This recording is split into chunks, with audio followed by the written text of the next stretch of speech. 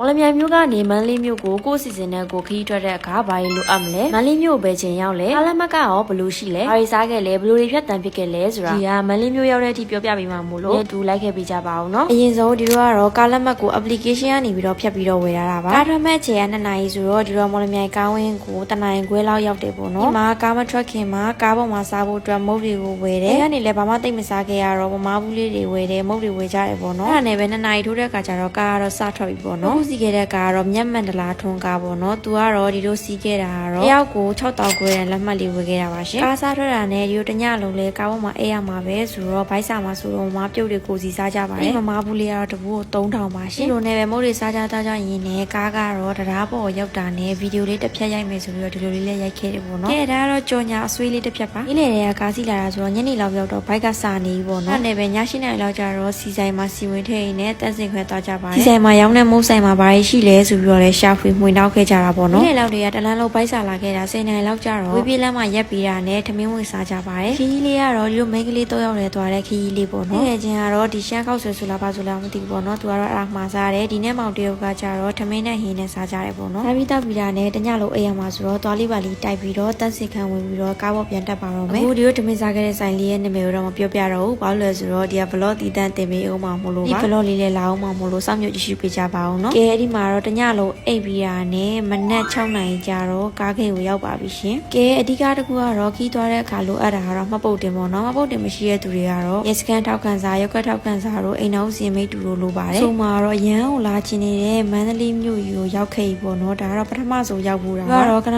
ကားဝင်းကနေပေါ့နော်ရောက်တာနဲ့ဝေခေါ်ပြီးတော့ပစ္စည်းချမယ့်နေရာတွေမှာပစ္စည်းတက်ချခဲ့ကြပါတယ်ရိုးရောက်တဲ့အချိန်ကမနက်ဆိုတော့ဟိုတယ်ကိုမသွားဘဲနဲ့အရင်ဆုံးပစ္စည်းအရင်သွားချတယ်ပြီးရနဲ့မနက်စာစားဖို့အတွက်ဆိုင်ရှာကြတယ်ပေါ့နော်အဲ့ဒါနဲ့ပဲမနက်စာအောင်မန်ခစ်ဆိုတဲ့ကဖေးဆိုင်မှာဝင်စားဖြစ်ခဲ့ပါတယ်ရှင်ကဲဒီ vlog လေးမှာတော့မီနူကိုပဲကြည့်လိုက်တော့ပေါ့နော်နောက် vlog လေးမှာတော့ဒီလက်ဖေးဆိုင်မှာဒီဘာတွေစားခဲ့လဲဆိုတာဒီကရိုက်ပြရင်မှာမို့လို့နောက် vlog လေးကိုစောင့်မျှော်ကြည့်ရှုပေးကြပါဦးနော်ဒါဆိုရင်တော့အားလုံးတတာပါနောက် vlog လေးမှာပြန်ဆုံကြပါမယ်ရှင်